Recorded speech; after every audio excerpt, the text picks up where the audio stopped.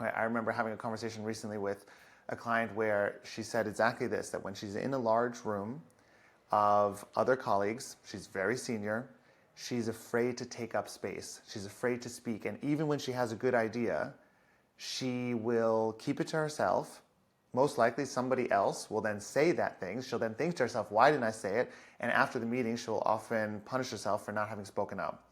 She gets feedback from other people that she should speak up more often, and yet she doesn't. Now, in small groups where she's safe, she does it all the time. She has no problem speaking up. But in big groups where it feels like there's a lot at stake, or there's a lot to risk, or her reputation is important, she doesn't do it. This is just how I've always been. It's what's always happened. Okay, well, let's think about that. Is it how it's always been? Or how can you look back and perhaps remember a time where you learned that not speaking up was maybe a good idea?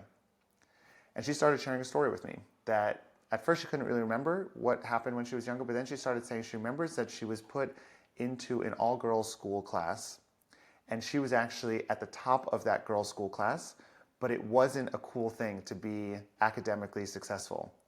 She was in this group with other girls who were also academically successful.